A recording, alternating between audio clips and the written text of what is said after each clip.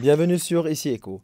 Les réunions se poursuivent à un rythme soutenu à Washington où la délégation libanaise participant aux réunions d'automne du Fonds monétaire international et de la Banque mondiale, présidée par le ministre des Finances Yassine Jaber, présente les plans de réforme menés par le gouvernement et le Parlement. L'objectif, mobiliser le soutien nécessaire à la relance économique du Liban. Le ministre des Finances a soumis au FMI un plan financier à moyen terme. Les discussions avec les hauts responsables du FMI ont porté sur la restructuration du secteur bancaire et l'harmonisation des points de vue sur les dossiers encore en suspens entre le Liban et le Fonds. Le programme d'assistance technique du Fonds a également été présenté, incluant des réformes fiscales et douanières, ainsi qu'une meilleure gestion des recettes publiques et un renforcement des capacités au sein du ministère des Finances. Lors des réunions avec la Banque mondiale, la délégation a examiné le portefeuille de projets en cours, avec un accent particulier sur l'accélération des projets d'électricité, de gaz et d'eau, ainsi que la préparation de deux nouveaux programmes, l'un consacré à la protection sociale et l'autre à la transformation numérique. La Banque mondiale a salué les réformes engagées par le gouvernement libanais, a annoncé qu'une délégation composée de 10 directeurs exécutifs se rendra à Beyrouth début novembre pour confirmer ce soutien.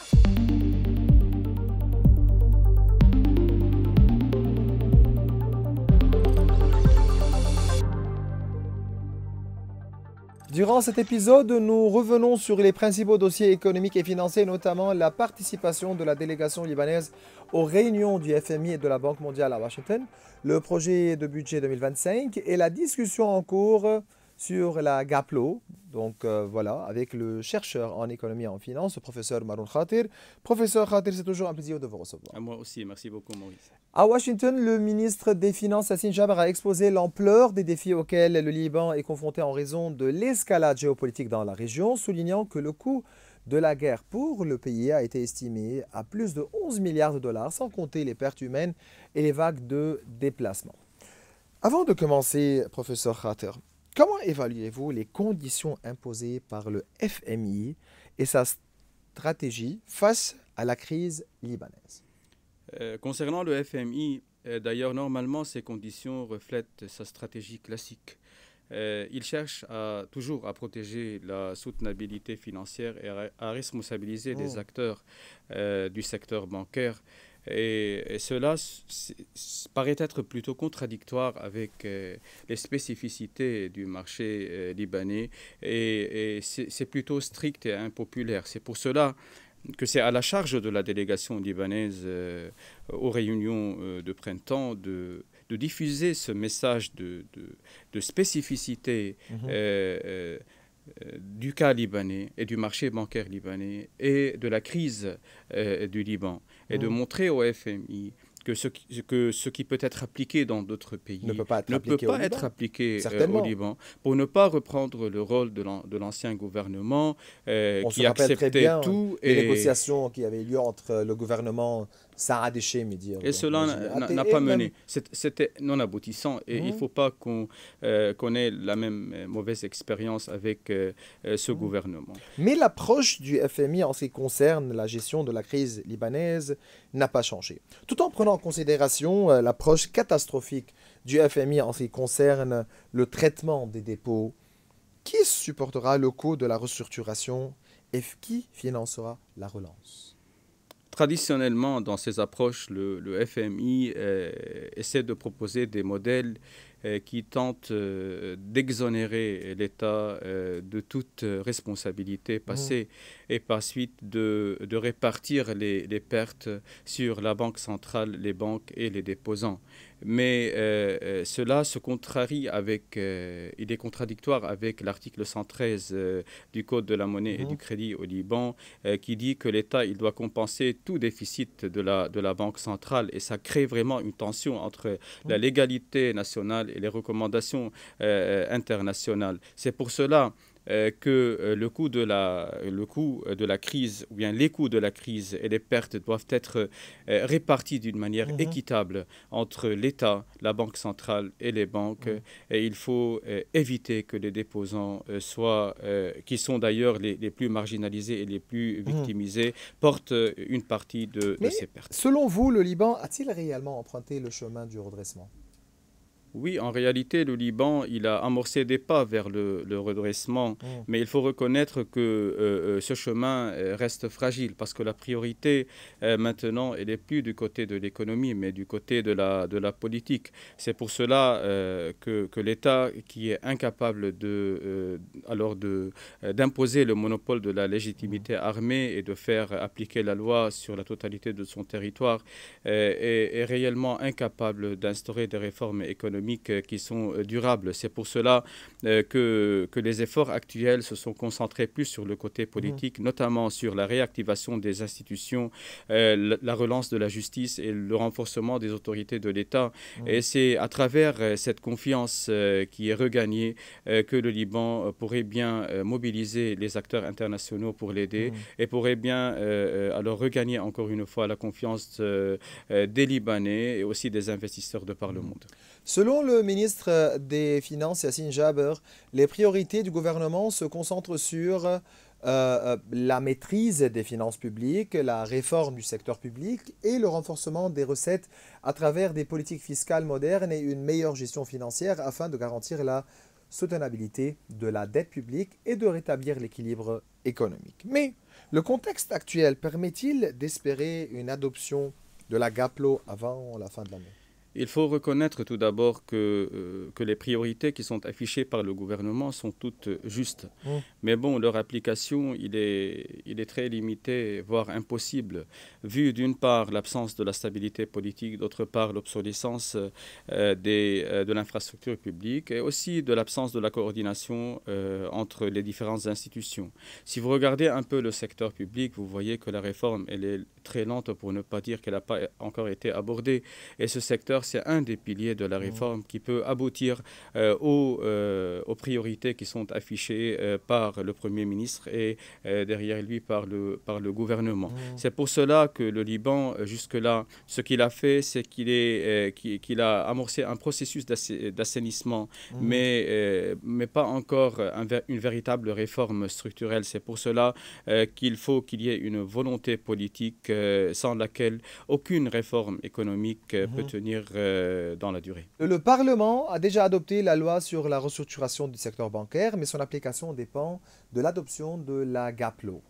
Le FMI, selon plusieurs sources, préconise un modèle exonérant l'État de toute responsabilité passée, transférant la charge des réformes à la Banque du Liban, aux banques commerciales et certainement aux déposants.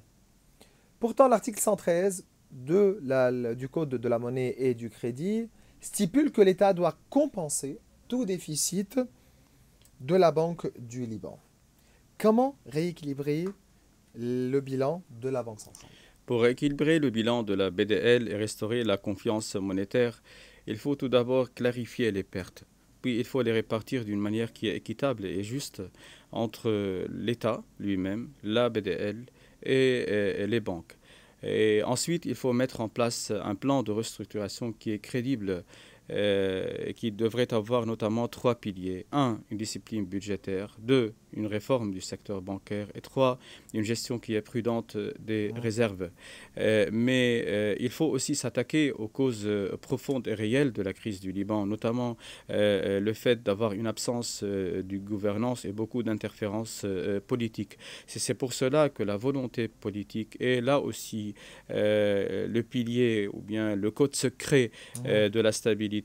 Il faut avoir un engagement clair, il faut avoir une détermination qui pourrait convaincre les déposants et qui peut aussi attirer les investisseurs nécessaires à la relance. Mmh.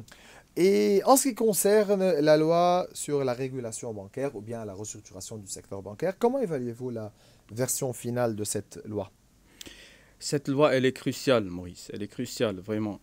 Parce que c'est elle qui va restaurer la confiance dans le système bancaire libanais.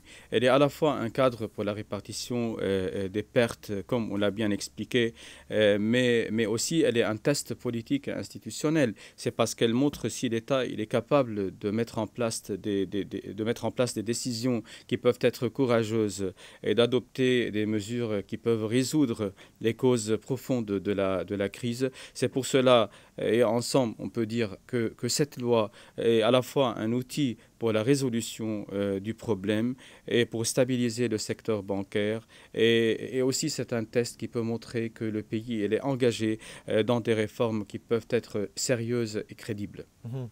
Une proposition controversée évoquée en coulisses est considérée à vendre une partie des réserves d'or de la Banque du Liban. Cette idée, soutenue par certains experts du FMI, a provoqué un vif débat au sein de la classe politique. Professeur Khatir, faut-il vraiment liquider une partie de l'or ou plutôt investir ces réserves? Je suis personnellement contre la liquidation de l'or. C'est parce qu'à mon sens, ça cause une double victimisation pour les déposants qui ont perdu leur dépôt et qui perdent une partie de leur patrimoine national en le vendant. Et aussi pour être juste avec les personnes qui ne détiennent pas des comptes bancaires et qui ne sont pas des déposants. Et j'ajoute que la liquidation de l'or avant d'avoir un plan de réforme nationale et avant d'avoir une réactivation de la justice peut être vraiment risquée. Nous allons passer au dossier du budget 2026. Le gouvernement a adopté le budget 2026 estimé à 505 milliards 720 millions de livres libanais, soit environ 5 milliards 650 millions de dollars. Plus de 50% de ce budget est consacré aux salaires et traitements, posant un défi majeur en matière de liquidité, environ 250 millions de dollars par mois pour le ministère des Finances et la Banque du Liban. Quelle est votre opinion sur ce budget et sa répartition? Le projet de loi 2026, il est à l'image de celui de 2025. Il est un exercice comptable qui est vraiment opérationnel, qui est sans plan réformateur, qui est sans plan d'investissement et par la suite qui ne reflète pas les concepts théoriques qui sont solides. Alors, avant qu'un budget de l'État puisse jouer son rôle, il faudrait avoir un sursaut politique qui secoue les institutions. Il faut qu'on arrête d'avoir des budgets qui sont déconnectés de la réalité économique. Il faut avoir des budgets qui reflètent vraiment et non pas la situation. des papiers comptables. Oui, voilà la situation du Liban. Il faut arrêter de travailler côté ambiguïté et opacité. Alors, pour être véritable et pour qu'il soit un vrai levier pour le redressement, le budget, il doit permettre une réforme qui est structurelle et il ne doit pas servir uniquement à gérer la crise d'une manière qui est ponctuelle. Enfin, le Liban mène actuellement et pour les prochaines semaines des négociations avec des organismes internationaux de lutte contre le blanchiment d'argent et le financement du terrorisme, donc GAFI, afin d'éviter son reclassement de la liste grise vers la liste noire.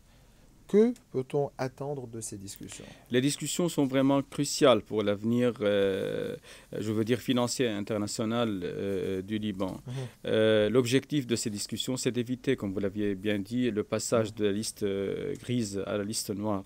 Et on parle aujourd'hui d'un délai supplémentaire. Oui, on espère que le Liban va avoir un délai supplémentaire qui peut être la conséquence de la valorisation des efforts qui se font sur le plan politique et qui peuvent être vraiment vus ou bien reflétés sur le plan économique et sur le plan légal et législatif.